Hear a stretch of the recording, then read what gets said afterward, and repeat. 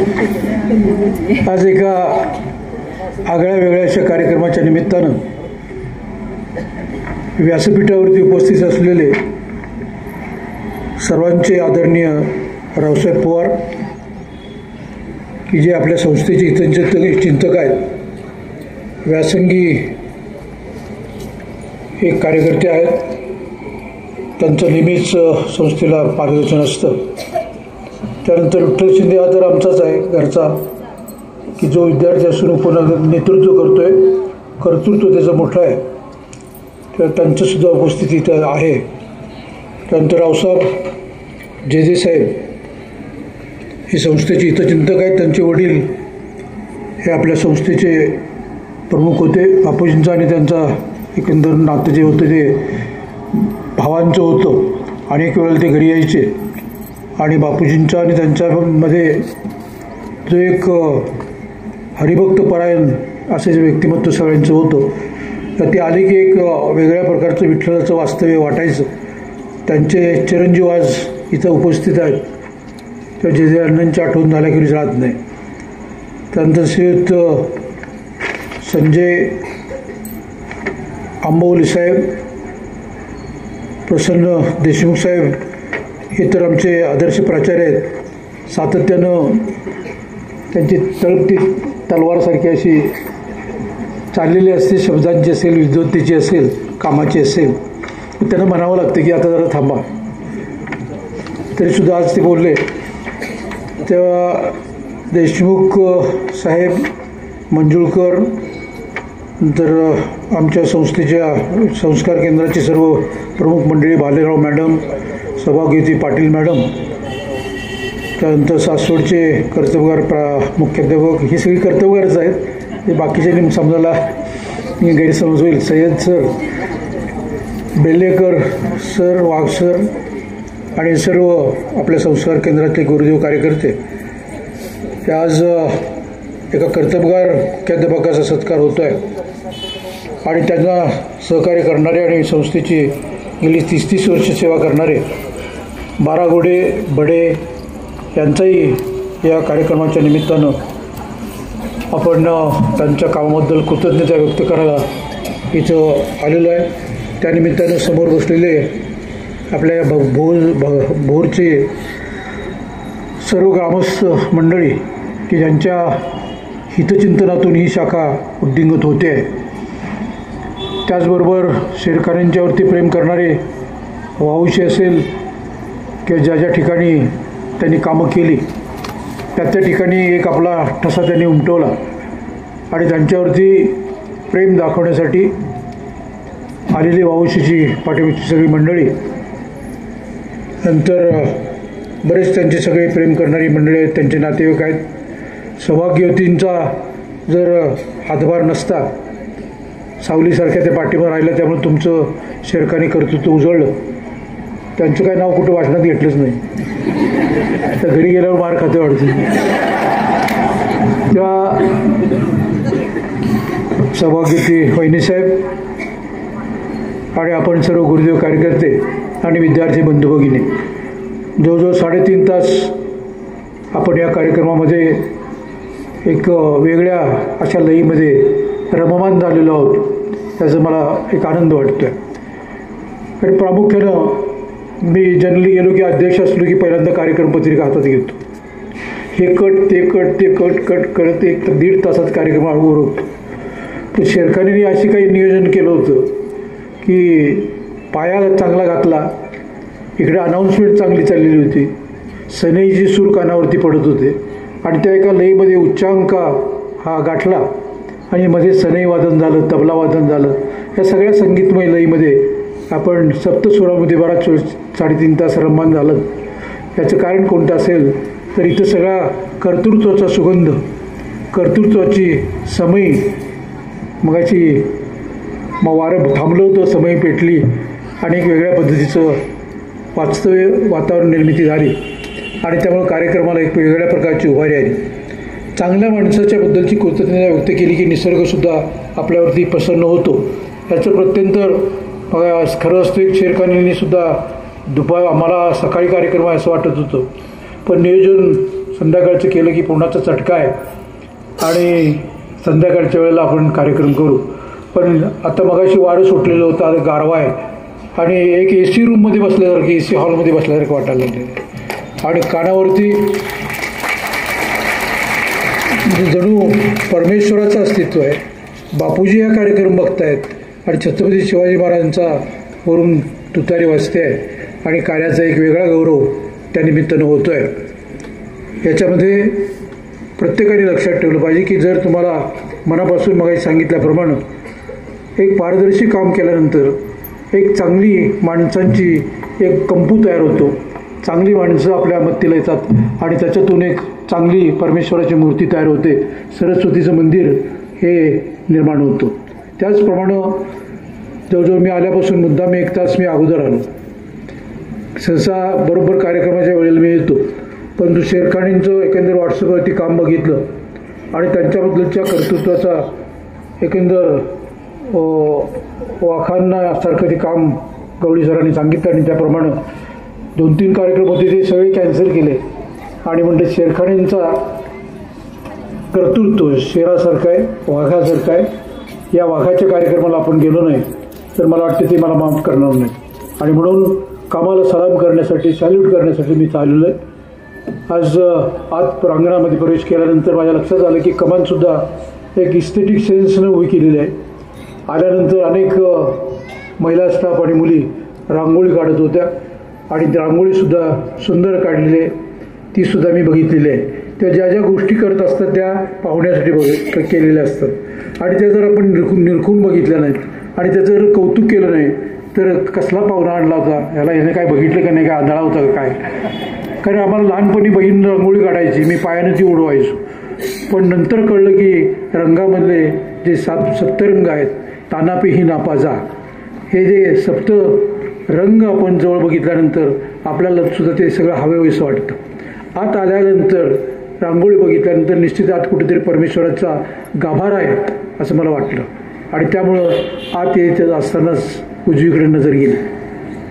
छत्रपती शिवाजी महाराजांची ती मूर्ती बघितल्यानंतर अंगामध्ये शिरशिर आली की एक स्फूर्तिस्थान संबंध हिंदुस्थानात जर कोणतं असेल तर छत्रपती शिवाजी महाराजांचं आहे आणि त्यांच्या वास्तव्यानं, त्यांच्या नावाविधानं घेऊन या हायस्कूलमध्ये आज काम केलं जात आहे. त्यामुळं सगळ्यांच्यामध्ये शिवशक्ती ही संचार करते. जिजाऊचं वास्तव्य अनेक लेडीज स्टाफमध्ये सुद्धा आपल्याला पाहायला मिळतं आहे आणि संभाजीसारखे छावेमध्ये बसलेले आपल्याला पाहायला मिळत आहेत. तेव्हा हे एक 3 पद्धतीचा एक संगम वेगळ्या पद्धतीचा आपल्याला बघायला मिळाला आणि ते बघितल्यानंतर शेरखानीचं सांगत होतं तिथं बेंच घातलेले आहेत, इथं आल्यानंतर थोडा वेळ घ्या इथे विश्रांती, या पद्धतीनं तिथे गेल्यानंतर बसावंसं वाटावं अशा पद्धतीचं वातावरण हे त्याने तिथे केलेलं आहे. त्या प्रांगणातून मलासुद्धा जावंसं वाटत नव्हतं. पुन्हा आल्यानंतर निवांत तिथे बसू आपण दोघं.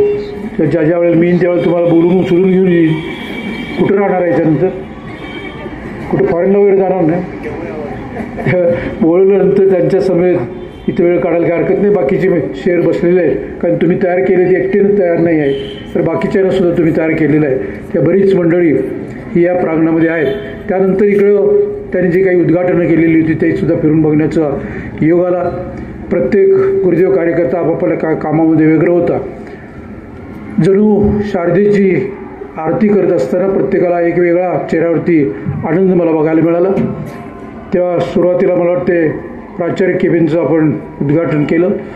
म्हणजे मुख्याध्यापकाला शोभेल असं ते काही ऑफिस मला वाटलं नाही. व्हाईस चान्सलर मिस्टर शेरखाने यांच्या कल्पनेतून साकार झालेली एक वेगळं ऑफिस मला वाटलं.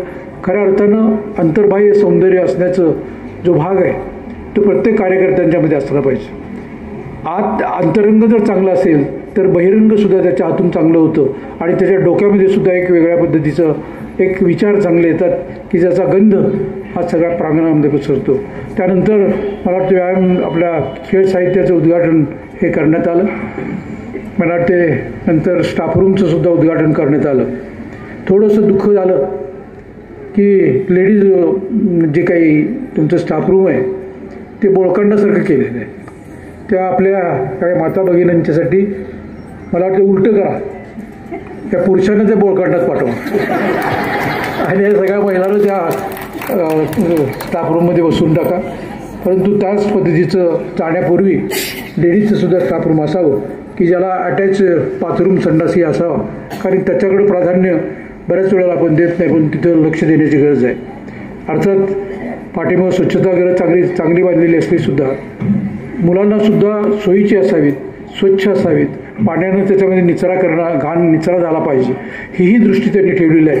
या सर्व गोष्टींनी युक्त अशा गोष्टीचं उद्घाटन करत आपण साधारणतः इथं मी आलो. काही ग्रामस्थ मंडळीसुद्धा भेटली. त्यांच्या मनामध्ये सुद्धा होतं की शेरखानेसारखा तुम्ही दुसरा शेरखाने आमच्याकडे पाठवला तरच ही गतिमान असं काम होईल.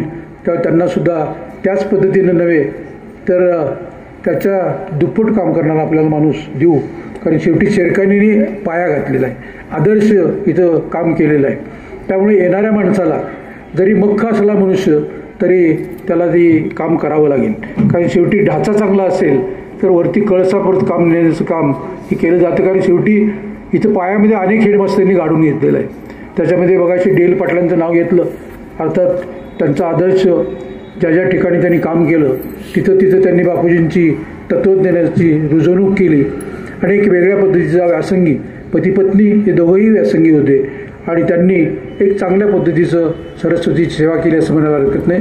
त्यांची सुद्धा इथं काम झालं, कुंभार सरांचं इथं काम झालं, जे वाघ सरांचं झालं आणि त्याच्यावरती कळस चढवण्याचं काम शेरखानी सर आपण केलं. याबद्दल संस्था नेहमीच आपल्या कामाबद्दल कृतज्ञ राहील, यात काही शंका नाही. तेव्हा आपण शाळेच्या अंतरंगामधला जो भाग आहे तो मी बघितला.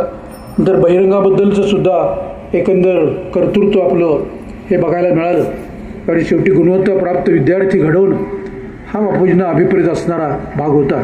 कारण 2 मुलींचा सत्कार करणं, कारण गुणवत्ताप्राप्त विद्यार्थ्यांचा सत्कार हा खरा अर्थ हा दृष्टेपण आहे. हे आतलं बाहेरचं कोणीही करेल, परंतु आतला आत्मा जो आहे त्याला आकार देणं, त्या शिल्पामधनं एक परमेश्वराची मूर्ती तयार करण्याचा जो भाग आहे तो तुम्ही केलात. 2 मुलींचा सत्कार याचा अर्थ गुणवत्तेकडे तुम्ही लक्ष दिलं. गुणवत्ता पहिल्यांदा आणि नंतर बहिरंग हा सजवण्याचा प्रयत्न तुम्ही केला. तेव्हा याच्यामध्ये सर्व सहकारी मित्रांचा सुद्धा एक त्याग आहे, सेवाभाव आहे आणि तो जपण्याचा प्रयत्न सगळ्यांनी केला. त्यामुळं एक गुणवत्ता या शाळेची वाढ झालेली आपल्याला पाहायला मिळतं. कारण ग्रामस्थ लोक प्रामुख्याने बहिरंग तर बघतातच, पण त्याचबरोबर किती विद्यार्थी पास झाले, किती विद्यार्थी गुणवत्ताप्राप्त झाले आणि फर्स्ट क्लासमध्ये किती आले आणि त्याच्यातून किती कलेक्टर झाले, किती डॉक्टर झाले, किती इंजिनियर झाले, हे एक मोजमाप मानदंड हा बघितला जातो आणि त्याच्यावरून सगळे प्रेम करतात. तेव्हा निश्चितच आता उपनगराध्यक्षापासून ते कलेक्टरपर्यंत इथं विद्यार्थी तयार झालेले आहेत.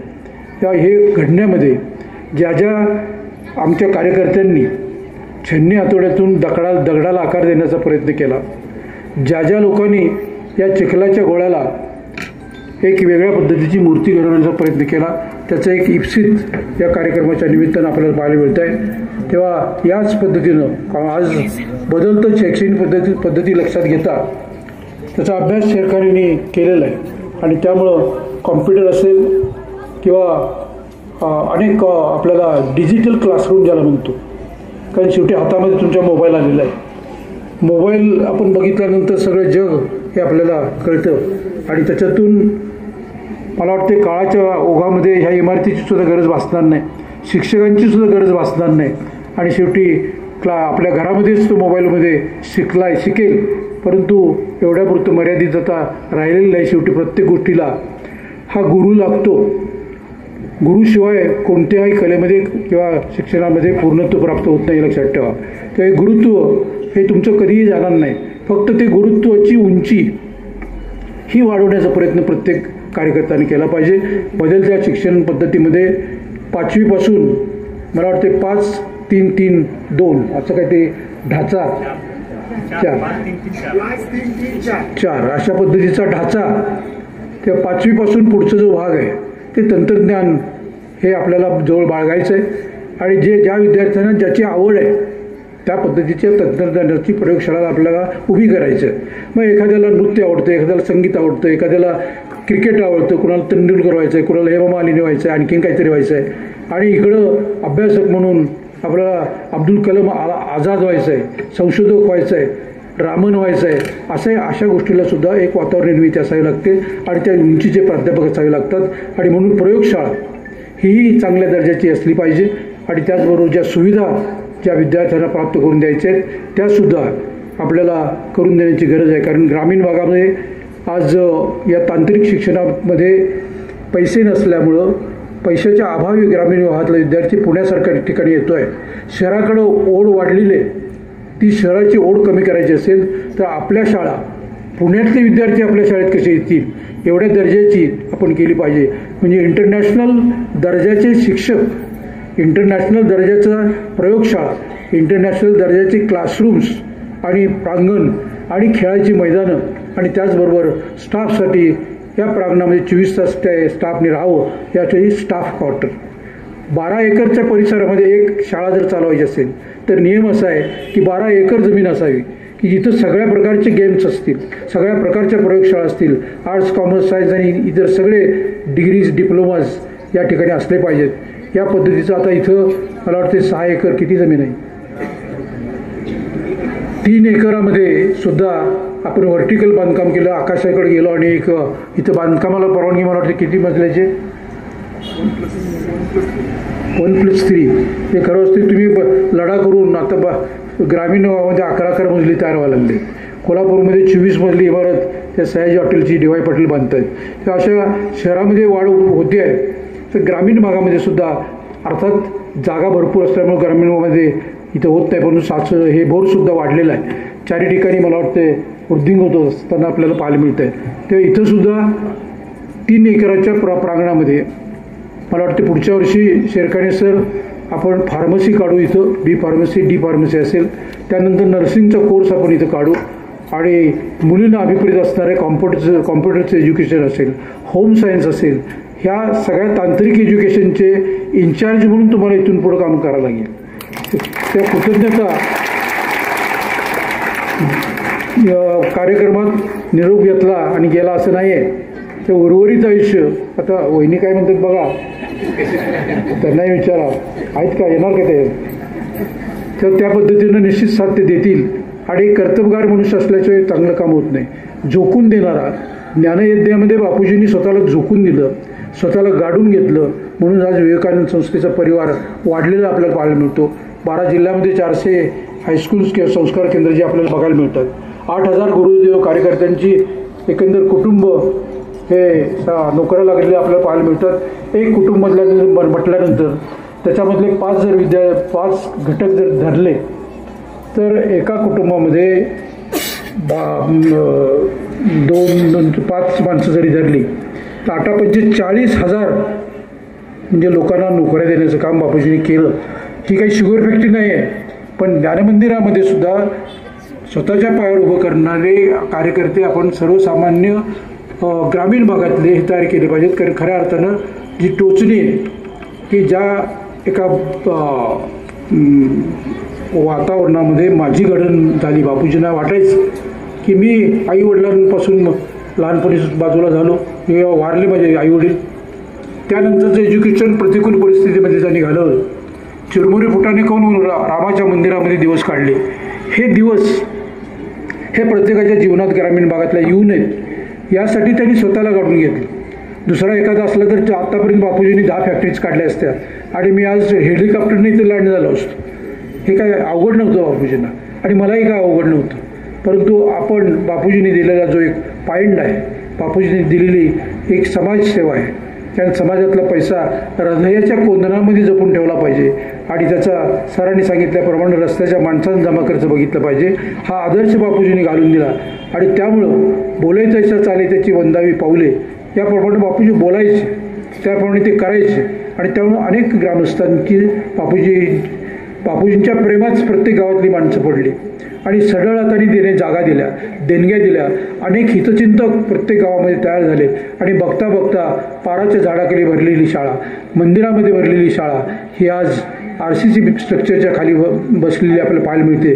आता जेजेंसारखे इथले माणसं असतील, आणखीन भोरमधली जी काही माणसं असतील, आपले मिनिस्टर जे थोपटे सर होते ते सुद्धा बापूजींचे मित्र होते. त्यांचंसुद्धा मार्गदर्शन सातत्यानं लाभायचं. अनेक माणसांचा हा समूह या भोरमध्ये आहे. भोरच्या मातीमध्ये एक वेगळेपण आहे. इथं वारकरी संप्रदायातले अनेक लोक आहेत. त्यांना चांगल्याला चांगलं ओळखता येतं आणि त्याचबरोबर माणसानं माणसाशी माणसासारखं वागावं ही हरिभक्तपरायण संतांनी दिलेली एक परंपरा जी आहे ती परंपरा सांभाळण्याचं काम इथला ग्रामस्थ करतोय आणि तेच त्या विद्यार्थ्यांच्यामध्ये आहे. त्याला फक्त खतपाणी चांगल्या विचाराचं घालण्याचं काम हे शाळेमध्ये हे होतं आहे. ते जर झालं नाही तर इथले ग्रामस्थ माफ करत नाही, हे लक्षात ठेवा. कारण मगाशी सांगितल्याप्रमाणे शिंदे सरांनी की जर इथला हेडमास्टर चांगला नसेल तर 6 महिन्यात आम्ही तुमच्याकडे येणार आहे. तर चांगला येईपर्यंत तुम्ही आमच्या कानाचा गाठा धरा, आमचं काही म्हणणं नाही तेव्हा. कारण शेवटी हे टिकवायचं असेल तर नेतृत्व हे कर्तृत्व संपन्न असलं पाहिजे. तरच ही जी सोन्यासारखी जी शाळा आहे ती आपल्याला ही साधारणतः जर्मनची करायची नाही, ते सोन्याचीच ठेवायची आहे आणि त्यासाठी चांगला मनुष्य मिळेल त्याबद्दल आपण साशंक करायचं काही कारण नाही. त्यानंतर आज प्रामुख्यानं बापूजींना अभिप्रेत असणाऱ्या गोष्टी अनेक तुम्हाला सांगितलेल्या आहेत. त्याच्याबद्दलची चरवा इथं मी करत बसणार नाही. फक्त एवढंच मी सांगेन की तुमच्यातला माणूस जपा. अनेक जण डॉक्टर होतील, इंजिनियर होतील. बापूजींना विज्ञानाबरोबर अध्यात्माची आवड होती. कारण शेवटी अध्यात्माच्या रूपानं तुमच्या अंतःकरणातले चांगले गुण, चांगली ऊर्जा ही निर्माण होते आणि त्याच्यातून एक वेगळ्या प्रकारच्या समाजाची निर्मिती होते. आज दुर्दैवानं समाजाला राजकारणातनं कीड लागलेली आहे, भ्रष्टाचाराची कीड लागलेली आहे. अनेक विद्यार्थ्यांना आदर्श नसलेल्या गोष्टी डोळ्यासमोर येत आहेत. मोबाईलच्या माध्यमातून अनेक विद्यार्थिनी अनेक आता हे काय चालतं हे मी काय सांगत बसत नाही. कुठल्या साधारणतः चॅनलवरती काय चाललेलं आहे, लहान मुलं काय बघतात हे आपल्याला सुद्धा पालकांना माहीत आहे. सुदैवानं अजून ग्रामीण भागात तेवढं कल्चर बिघडलेलं नाही. पण शहरामध्ये आईचा टी व्ही वेगळा, बापाचा टी व्ही वेगळा आणि मुलाचा टी व्ही वेगळा. परत तिघांचे मोबाईल वेगळे. तिघंजण आपल्या मोबाईलमध्ये रममान असतात.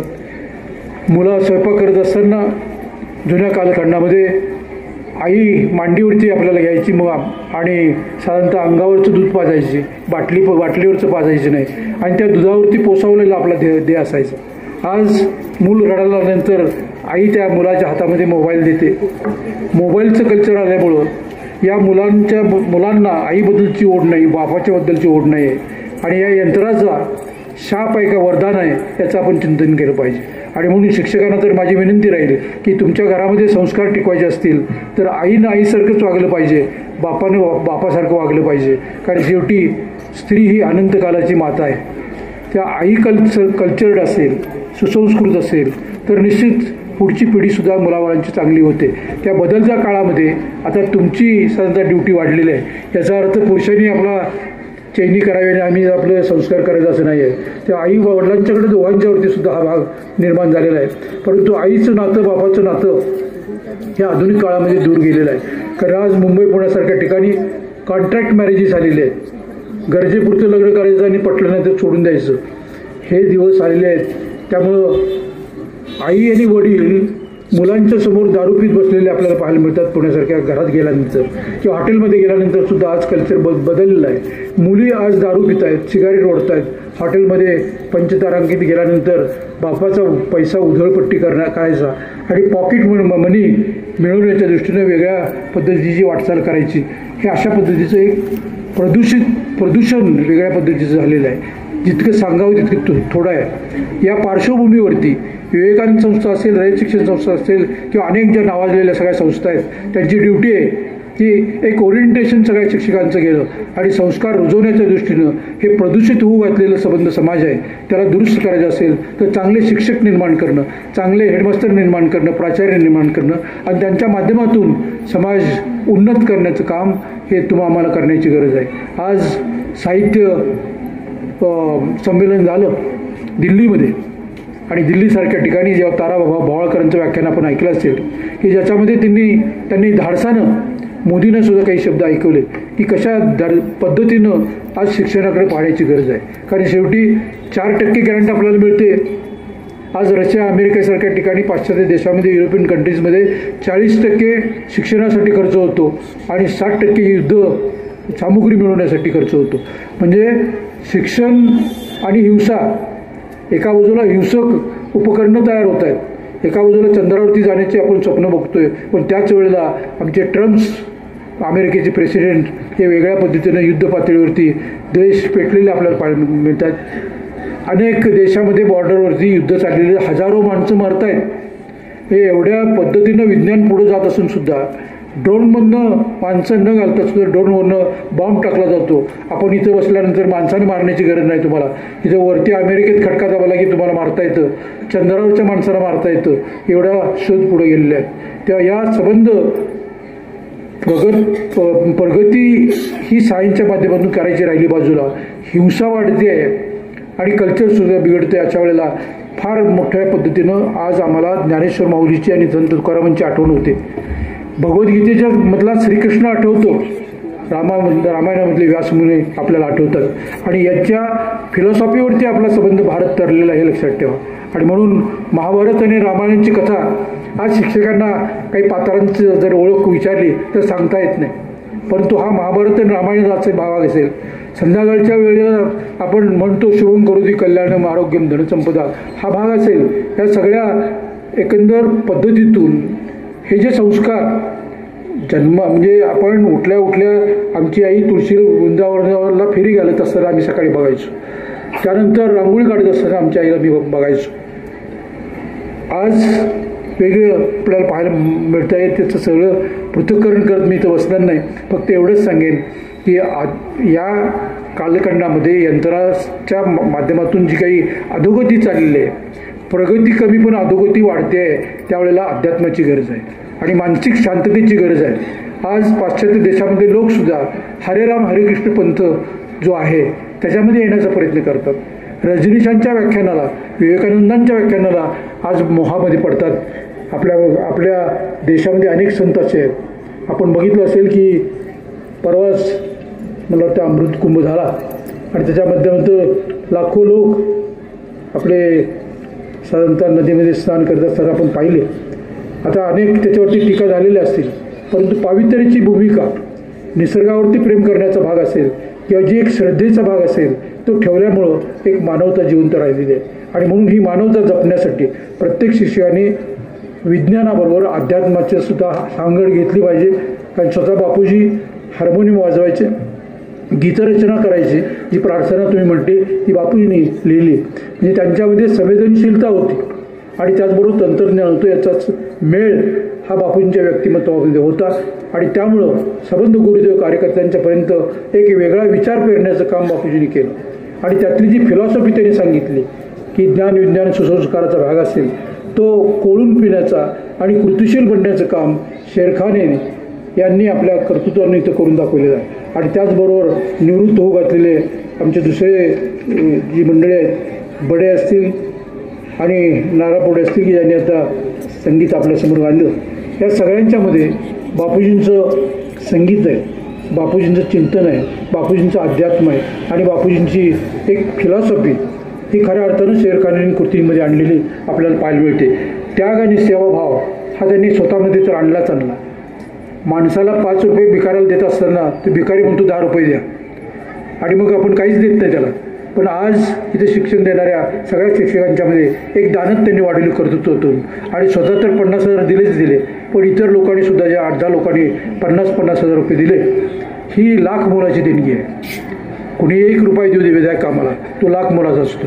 परंतु तो विचार पेरणं आणि त्या विचारातून आपल्या खिशात हात जाणं आणि त्या चांगल्या कामाला हातभार लावणं, शेवटी सगळ्याचं ढोंग करता येतं पण पैशाचं करता येत नाही. तर जशी संपत्ती मिळेल त्या पद्धतीनं चांगल्या सत्कारने ती खर्च होईल, त्याचं वाउचर दिलं जाईल आणि तुम्हाला त्याचा जमाखर्चसुद्धा पाहता येईल. हे साधारणतः शेरखान व्यक्तिमत्वातून आपल्याला पाहायला मिळेल. आणि म्हणून उदार हस्ते तुम्ही जे केलं त्याचं कारण कोणतं असेल तर बापूजी त्यांच्या अंतरंगामध्ये वास करत होते. बापूजींचा खरा मानसपुत्र तो म्हणायला पाहिजे. आमच्याकडनं काही चुका झाल्या असतील, आमच्याकडनं सुद्धा जरी मुलगा मी जरी असलो तरी एक प्रशासन बघत असताना अनेक वेळेला कटुता घ्यायला लागते. पण अनेक जे काही 5,000 गुरुदेव कार्यकर्ते बापूजींच्या कुटुंबातले आहेत, जे सुपुत्र आहेत त्याच्यामधला हाही एक चांगला सुपुत्र आहे. म्हणजे माझ्या कुटुंबातला तो बापूजींचा मुलगा आहे असं म्हटलं तरी हरकत नाही. बापूजींचं आचरण आणि विचाराचा संचार त्यांच्या एकंदर कृतीमध्ये पाहायला मिळाला.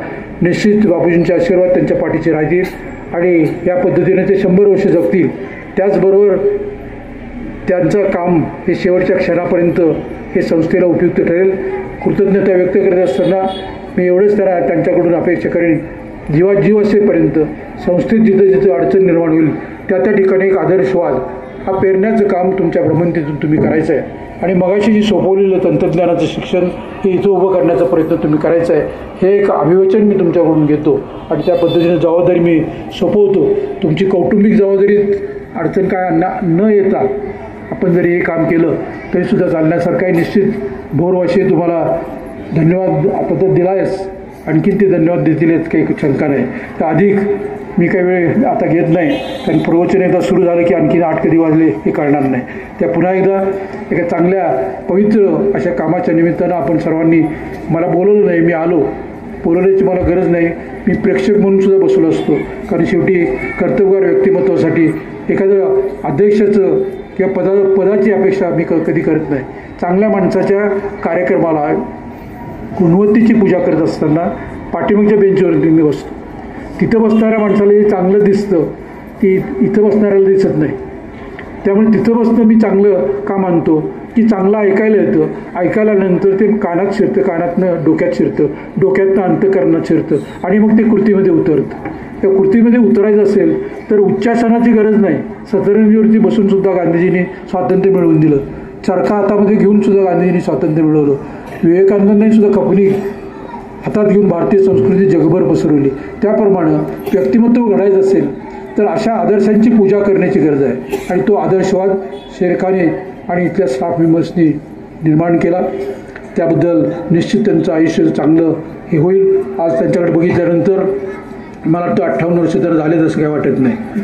मला वाटतं 25 वर्षाचा तरुणच वाटत नाही. त्यामुळे आता मी 80 वर्षाचा तरुण आहे, ते 25 वर्षाचे आहेत. या दोघांनी मिळून हातात हात घालून आपण काम केलं तर निश्चित बापूजींना अभिप्रेत असणारी संस्था घडेल असा एक आशावाद व्यक्त करतो. पुन्हा एकदा तुम्हाला आणि जे आपल्या 2 सत्कार मूर्ती आहेत, आपल्या बडे आणि नाडागुडे यांनासुद्धा कौटुंबिक सुख, आरोग्य, संपत्ती त्यांना लाभो अशी ईश्वरचरणी प्रार्थना करतो. आपण सर्व मंडळी शेरखाने आणि इथं केलेल्या कामाचं कौतुक करण्यासाठी आलात. वेगवेगळ्या भागातून त्यांच्यावरती प्रेम करणं हा भाव म्हणजेच त्यांचं कर्तृत्व आहे.